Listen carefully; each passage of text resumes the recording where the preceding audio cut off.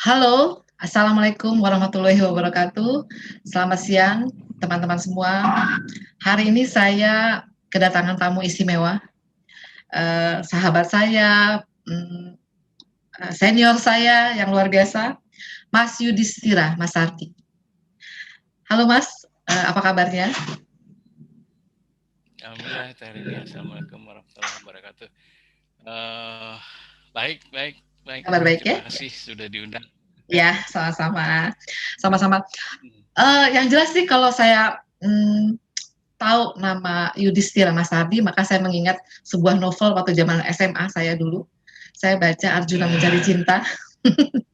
Itu Ya, jadi tolok ukur ya, remaja-remaja pada saat itu saya membacanya loh Mas, pada saat SMA itu kalau nggak ya, salah SMA ya.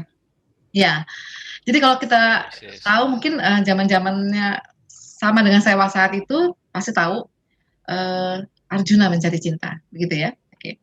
Sebelum sebelum kita ngobrol-ngobrol lebih jauh, Mas, saya akan membacakan sedikit biodatanya. Biodatanya sedikit tapi panjang loh, Mas. Banyak sekali nih ya. Iya, nggak usah dibacain.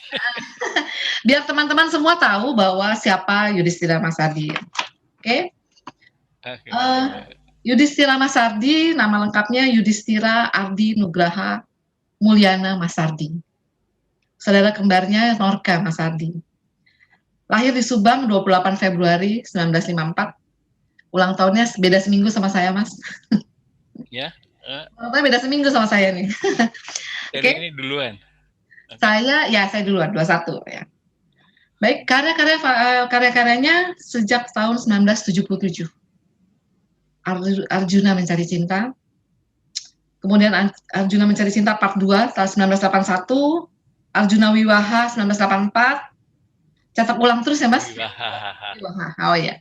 Ini cetak ulang terus gitu ya. Terus kemudian novel Ding Dong 1978, Obladi Oblada 1979, Mencoba Tidak Menyerah 1980, salah satu pemenang sayembara mengarang roman DKJ, Dewan Kesenian Jakarta, 1982 ya Mas? Ya. Ya, oke. Kemudian Joni Garang 1992, penari dari Serdang 2019. Wah, luar biasa. Belum sandiwaranya. Kemudian kumpulan cerita pendek Penjarakan Aku di Hatimu 1979, Yudhistira Duda 1981. Ini menarik nih Mas, ada dudanya. Kemudian Wawancara dengan Rahwana 1983, Wanita dalam Imajinasi 1993, dan Forum Bengkarung 1994. Kumpulan sajak. Sajaknya ini tahun 1977, sorry. Sajak Sikat Gigi ya Mas? Sajak Sikat Gigi, kemudian terbit 1983, cetak ulang 2019. Rudi Jalak Gugat 1982, Syair Kebangkitan 1985, 99 Sajak. Ini memenangkan 2 hadiah sebagai kumpulan puisi terbaik 2015 dari HPI ya Mas. Dan Badan Pengembangan Bahasa Kemendikbud 2016. Perjalanan 63 Cinta. Banyak sekali nih Mas. 63 Cinta. 2017, kemudian terpilih dalam 16 besar kompetisi Yayasan Hari Puisi, Luka Cinta Jakarta 2017, Jangan Lupa Bercinta 2020. Nah ini, pemenang hadiah utama anugerah Yayasan Hari Puisi Indonesia 2020.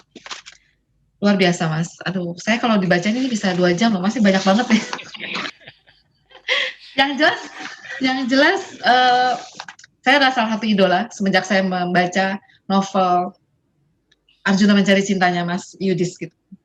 Kemudian kita baru pertama kali ketemu, saya senang sekali waktu itu di Hotel Mercure Mas, masih ingat di acara Musyawarah Nasional. Iya, Musi. Musyawarah. Iya, itu pertama kali ketemu ya, oke. Baik, pertanyaan yang sederhana sekarang dari saya. Kenapa memilih menulis? Kayaknya bukan pilihan deh itu. Terjebak apa gimana? Bukan pilihan. saya bisanya cuma itu. Jadi Oh gimana gitu. dong?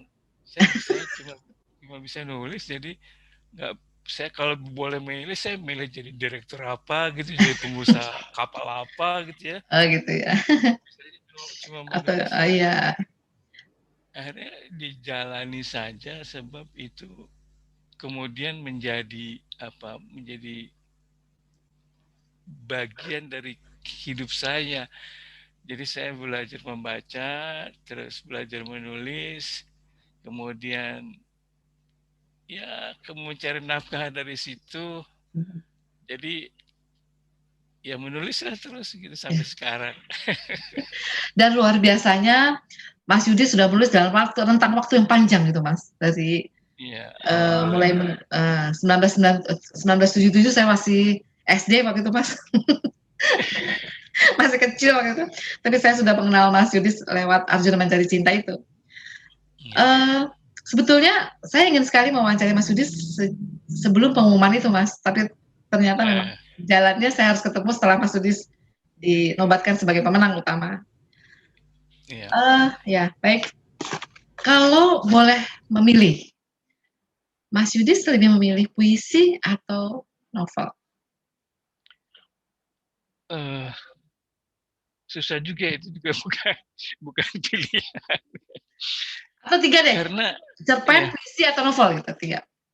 nah itu jadi kan cerita itu kan ceritanya panjang nih. Hmm, Ketika saya pertama kali belajar menulis itu eh, bergabung di Malioboro dengan teman-teman Persada Studi Club di bawah Kiai yang sohor itu, Umbulan ya. Duparangi. Eh, saya menulis puisi.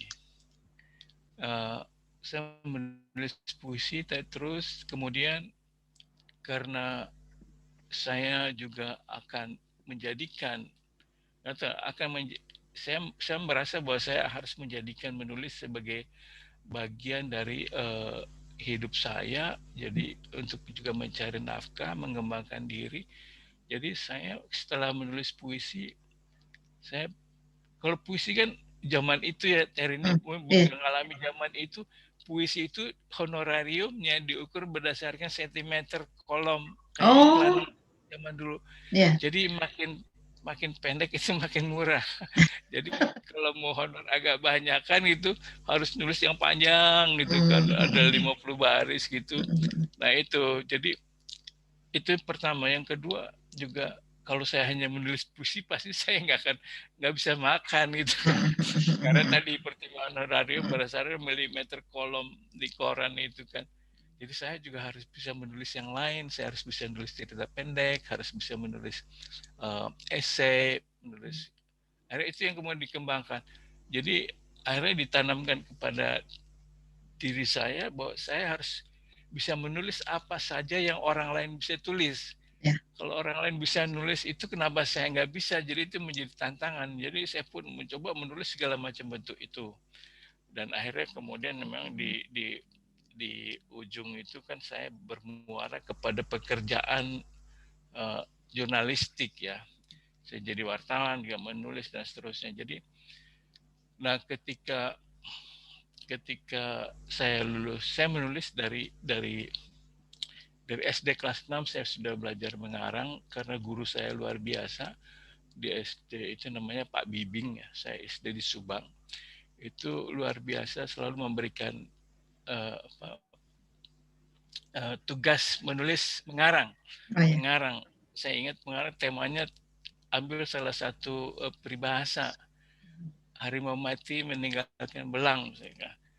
Kemudian dirangsanglah kita imajinasinya, kemudian kita menulis dan seterusnya. Nah itu menyebabkan saya mulai suka menulis. Nah kalau membaca ya nggak tahu, memang dari kecil saya suka membaca buku, selalu ada buku, jadi saya selalu cari buku. Nah eh, SMP kelas 1 di Jogja, kelas 1 atau kelas 2 saya mulai menulis untuk koran. Jadi karena di SMP itu saya tiba-tiba, bukan tiba-tiba, kemudian dipercaya oleh sekolah untuk mengelola majalah dinding. Saya pun bikinlah majalah dinding itu ya, isi segala macam, ngisi puisi, cerita pendek. Nah kemudian pada saat itu saya kirim cerita pendek ke Jakarta, ke koran Warta Minggu kalau nggak salah. Itu dimuat cerpen saya, cerpen remaja umur anak SMP kelas 1, judulnya Aku Cinta Padamu. Lugas gitu ya Mas. Iya, udah itu surprise banget lah.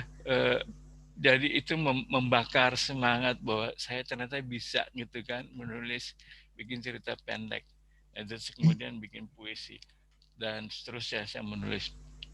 Setelah SMA saya menulis macam-macam, itu kritik teater, film, eh, apa seni rupa Ya. dan seterusnya di Jogja.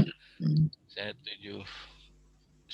Kemudian ketika selesai di Jogja, selesai SMA, awal akhir 72 lulus, saya masuk ke Jakarta. Nah di Jakarta betul-betul sepenuhnya tidak punya apa-apa, tidak membawa apa-apa kecuali keyakinan bisa menulis, kecuali keyakinan bahwa saya harus atau hanya bisa hidup dengan menulis. Maka harus menulis segala macam tadi, tidak hanya menulis segala macam, tapi harus banyak, Ya, harus betul. harus produktif, harus kreatif supaya dapat uang untuk makan. Karena kami di Jakarta, saya hanya berdua dengan Norka, ada family tapi kami tidak bergantung sama sekali, bahkan tidak menginap di rumahnya. Jadi kami begitu menggelandang di Bulungan, Jakarta Selatan, Gelang Remaja Bulungan, tempat kami mengembangkan diri, cari makan dari menulis. Jadi itu pun sudah sangat produktif. Eh, Paling ya 1 minggu 1 kali dimuat di majalah atau di koran, dapat honorarium, makan rame-rame sama teman-teman, begitulah. Jadi Ya. sejak itu menulis macam-macam. Uh, Terus saya ingin menjawab, belakangan belakangan karena kesibukan kemarin itu kan uh, apa akhirnya saya waktu-waktu harus produktif, termasuk cerita pendek yang paling banyak saya bikin. Puisi malah tidak terlalu banyak karena betul-betul tidak bisa untuk cari makan. Jadi cerita pendek yang saya tulis di mana-mana banyak sekali, ratusan. Ya itu yang untuk makan itu cerita pendek. Nah tadi pertanyaannya kalau suruh milih puisi, cerita pendek atau novel. Tadi cerita pendek pernah menjadi pilihan karena kebutuhan hidup untuk mencari makan, ya. Kemudian puisi di antaranya itu menjadi bagian dari ekspresi seni saja, ekspresi yang ungkapan perasaan yang hampir spontan, Pikiran-pikiran dan perasaan-perasaan gitu ya Mas. yang kalau marah itu lebih baik munculnya jadi puisi.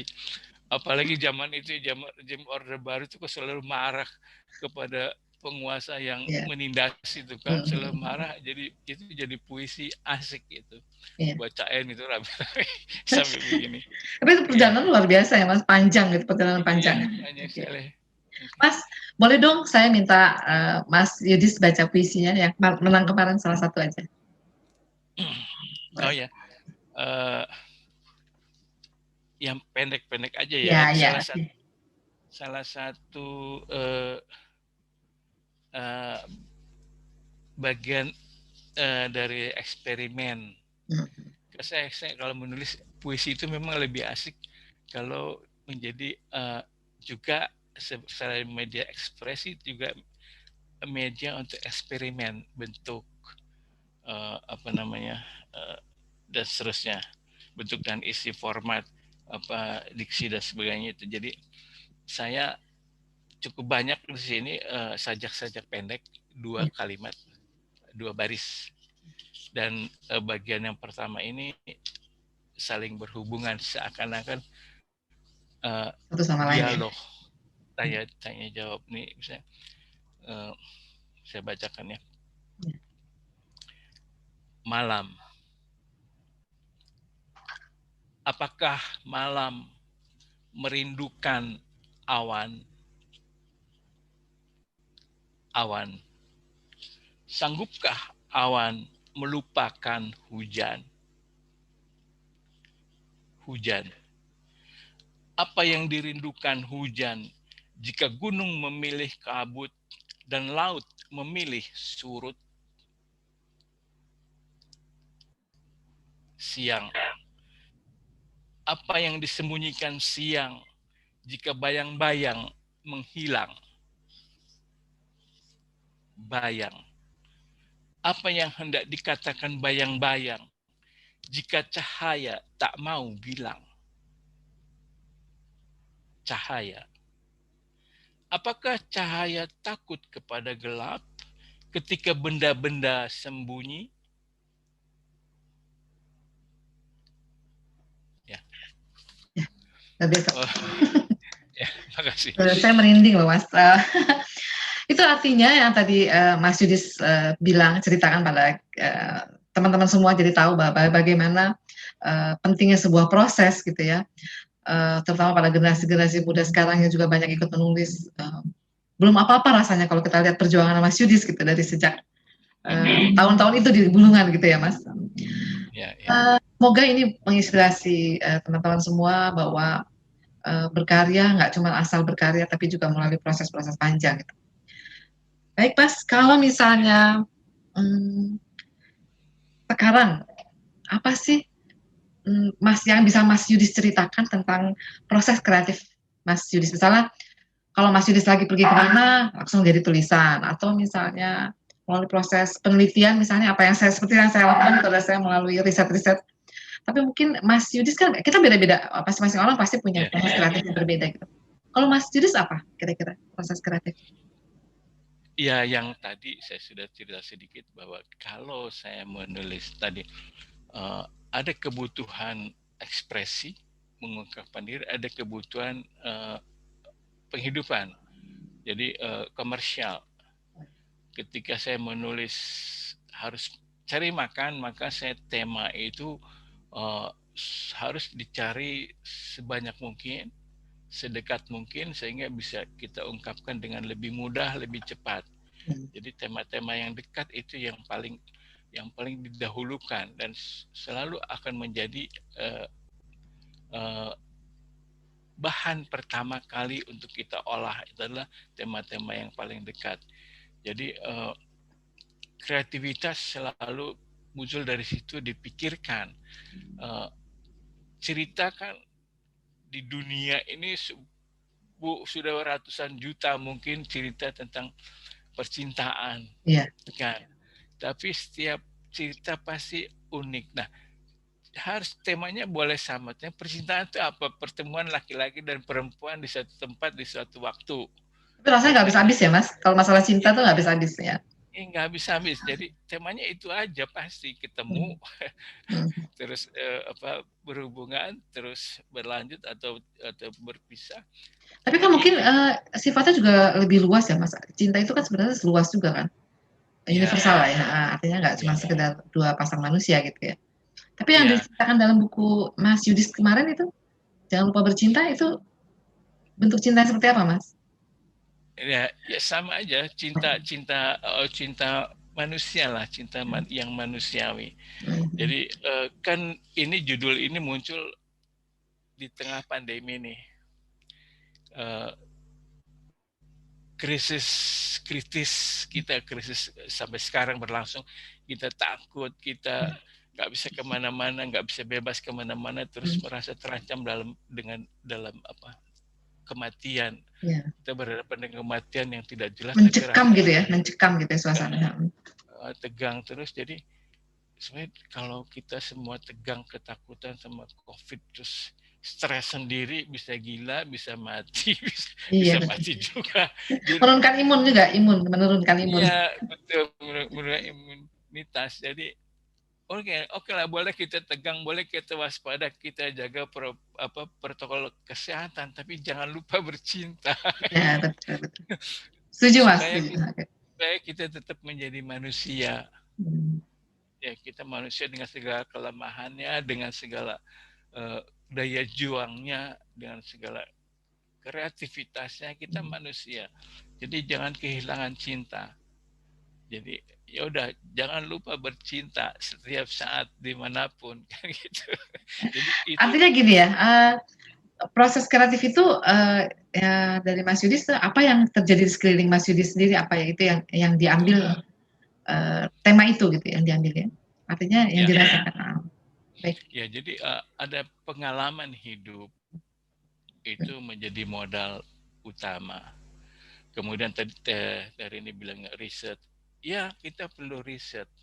Riset itu ada riset akademis ya, Ya, riset riset riset kecil, apa riset namanya, kecil.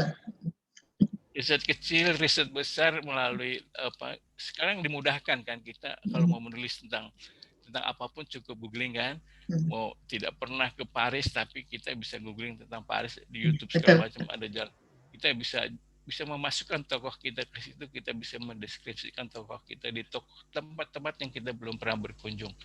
Dulu betul-betul hanya khayalan, sekarang sudah bisa dilengkapi dengan visualnya, dilengkapi dengan fotonya, informasinya begitu mudah didapat. Jadi dulu namanya riset Perpustakaan. kepustakaan, sekarang kepustakaannya sekarang kepustakaannya ada di tangan kita dalam genggaman Ya, kan. ya Dulu betul. harus ke perpustakaan, cari buku, jadi anggota. Sekarang dengan handphone Iya, kita ada bisa dalam langsung genggaman kita, betul. ya, ada dalam Artinya itu genggaman kita. mempermudah kan? Jadi mempermudah aja untuk riset itu tidak masalah. Jadi nah kayak saya memang lebih banyak menulis secara improvisasi, spontan, tetapi ada juga yang saya harus riset, seperti untuk artinya riset kepustakaan maupun pengalaman ya, saya datang Iya, iya. berkunjung merasakan situasinya. Nah yang paling agak kuat itu seperti novel saya yang tahun lalu itu, Oke. Penari dari Serdang. Oh iya, Penari dari sedang. Serdang itu saya risetnya dan juga pura-pura risetnya itu 5 tahun. Saya ke Medan berkali-kali, bergaul sama teman-teman di Medan, mendengar, melihat, membaca gitu.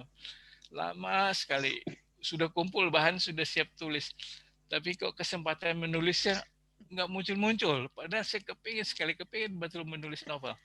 Nah Iya, ini betul. lucu nih.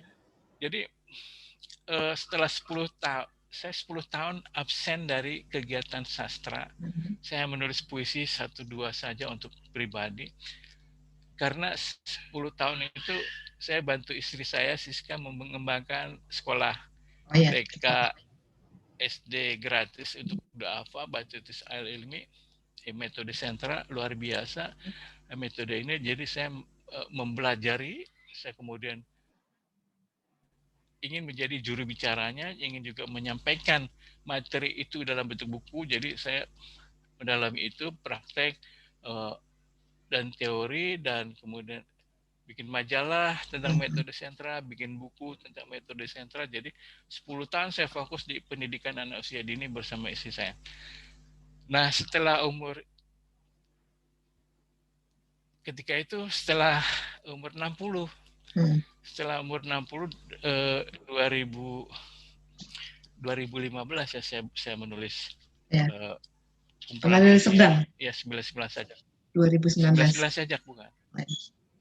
19 sajak ini nah jadi setelah absen 10 tahun saya ingin menulis novel Penari dari Serdang. Tapi kok nggak keluar ya. Kok keluarnya puisi. Loh, kok puisi lagi. Terus akhirnya ya sudahlah, saya bikin puisi aja. Nah, saya bikin kumpulan puisi untuk pertama kalinya setelah 10 tahun tidak menulis puisi. Saya harus menulis puisi, harus membuat buku yang unik, yang belum pernah dilakukan teman-teman penyair. Dari bentuknya, dari temanya, dari fisiknya. Jadi saya pikirkan betul, jadi harus beda. Itu jadi saya akhirnya ketemu angka Asmaul Husna ya 99. Kok 99 menarik ya, kalau saya terbitkan puisi 99 puisi, terus saya harus isi dengan 99 gambar Ya. dan saya pikir supaya lebih memudah. Nah, ada ide, ada tema, tapi juga harus memudahkan saya. Saya menantang diri sendiri, tapi juga harus dimudahkan. Jangan diberatkan, dimudahkan gimana caranya ya. Bikin 99 puisi kayaknya berat juga, tapi juga tidak. Ya nggak berat-berat amat, tapi memudahkan apa ya? Oke deh dibagi. Akhirnya 99 dibagi apa? Dibagi 9 atau dibagi 11 kan gitu. Oh, ya. Akhirnya saya bagi 11 berarti satu tema itu apa menjadi 9 tema, satu tema 11 puisi. Jadi saya pun pilih tema-tema yang mudah tentang cinta, rindu, Ya.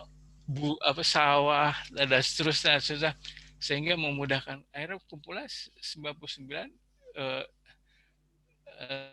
terkumpul, kemudian saya hubungi Gramedia, mereka ternyata tertarik, kemudian dicetak pada September, Agustus jadi, kemudian Gramedia bilang, Yudis boleh nggak kita kirim ke itu Yayasan Hari Puisi, ada sayembara tahunan.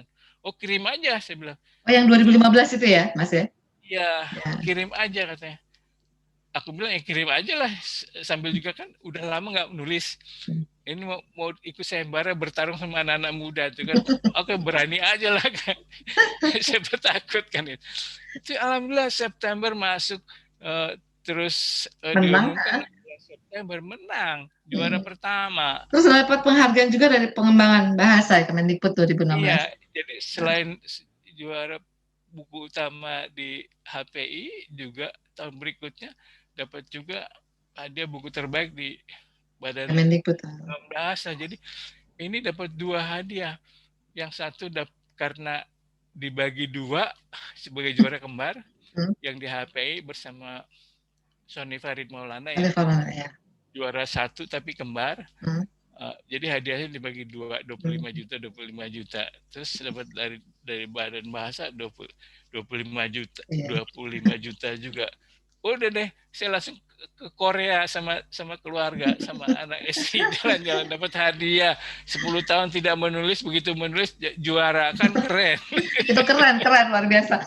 Artinya apa yang dikatakan oleh Mas Yudis ini pasti bisa menginspirasi banyak orang, menginspirasi anak-anak muda sekarang yang juga sekarang kan luar biasa ya, anak-anak muda banyak yang menulis loh, Mas. Semoga ini menginspirasi. Artinya Mas Yudis sudah melewati berbagai proses gitu ya, panjang gitu, sampai 10 tahun mengendap, tapi jadinya jadi bagus loh, Mas. Keren ya. Mas, ini sebelum ini saya ada sedikit kuis ya. Kalau misalnya Mas suruh milih, kira-kira Mas milih mana? Tapi jawabnya cepat ya, Mas. Jawabnya cepat. Oke. Teh atau kopi, Mas? Kopi. Kopi. Gunung atau pantai? Pantai. Pantai. Puisi atau novel? Salah satu aja.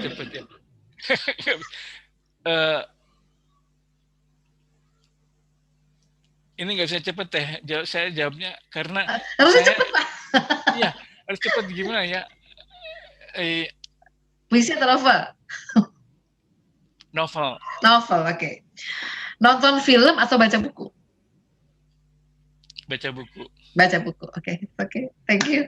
Terima kasih banyak Mas Yudis. Ini luar biasa loh.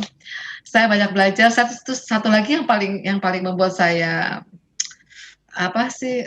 bersuka cita gitu ya, bahwa saya ketemu sama idola saya, penulis Arjuna Mencari Cinta. Dan hari ini baru bisa kesampaian saya mewawancari Mas Yudis, padahal sebenarnya sudah lama banget kepengen gitu ya. Barangkali saya minta Mas Yudis ada pesan-pesan buat para penulis muda sekarang. Kira-kira apa pesannya barangkali? Silakan Mas. Iya, apa ya? Begini, kan saya menjadi pengarang 50 tahunan ya, saya menulis dari SMP kelas 1. Sekarang 66, Februari nanti saya umur 67. Alhamdulillah dapat beberapa penghargaan dan masih terus semangat menulis. Kenapa tadi saya pilih novel? Karena itu yang harus saya bangkitkan lagi, novel. Karena puisi itu udah tiap hari muncul, menjadi bagian dari bernafas itu, menulis puisi itu muncul begitu aja ya. Tapi novel itu proyek. Nah, saya sekarang harus kembali ke novel gitu teh. Untuk teman-teman, saya kira zaman sekarang ini, zaman milenial, semua orang dimudahkan akses kepada bacaan dan kepada sarana untuk menulis. Handphone ini kan bisa menulis, media sosial bisa menjadi media kita menulis, bisa menulis di mana saja. Saya banyak sekali novel saya yang Penari dari Sedang banyak saya tulis dengan handphone, apalagi puisi, semua puisi saya ditulis dengan handphone. Jadi karya saya setelah itu 5 buku saya tulis lebih banyak dengan handphone. Jadi sekarang ini begitu mudahnya sarana prasarana untuk teman-teman milenial berkarya. Jadi tunggu apa lagi? Iya, betul. Ya tinggal dibuka niatnya, dibuka jendelanya supaya bisa melihat dunia, melihat referensi untuk kita berekspresi. Sangat mudah. Jadi kalau penulis kita, Reni bilang tadi sekarang makin banyak, iya sekarang makin banyak, tapi juga masih harus banyak belajar membaca. Ya, betul. Penulis kita harus banyak belajar membaca. Karena saya juga merasakan betul, Mas, dengan membaca saya banyak tahu gitu. Jadi saya banyak belajar juga dari situ. Saya juga sama, Mas, kecilnya itu saya diajarin sama guru bahasa Indonesia saya, suruh baca novel balai pustaka zaman dulu waktu itu. Sejak SMP. Jadi memang yang paling krusial sekarang itu memang membaca. Karena anak muda sekarang kelihatannya agak kurang di situ. Tapi semoga apa yang Mas Yudis katakan tadi bisa membuat kita semua mulai banyak membaca, terutama mau menulis ya. Ketika kita mau mulai menulis, maka kita mulai membaca. Terima kasih banyak Mas Yudis Tira Masardi. Terima kasih atas waktunya, kemudian selamat atas semua prestasi-prestasi dan terutama yang terbaru ini, anugerah Yayasan Hari Puisi Indonesia. Semoga ini bisa menginspirasi anak-anak muda, gitu ya. Semoga termasuk semangatnya, Mas. Semangatnya saya juga jadi ikut semangat ya. Saya banyak dari Mas Yudis. Terima kasih banyak. Semoga Mas Yudis sehat selalu, terus berkarya. Amin. Baik teman-teman, itu adalah wawancara saya bersama Yudis Tira Masardi. Semoga apa yang dikatakan oleh beliau menginspirasi kita semua, menyemangati kita semua untuk terus berkarya, begitu ya Mas ya? Berkarya. Baik. Terima kasih atas semua waktunya Mas Yudis. Saya akhiri wawancara saya. Assalamualaikum warahmatullahi wabarakatuh. Waalaikumsalam warahmatullahi wabarakatuh.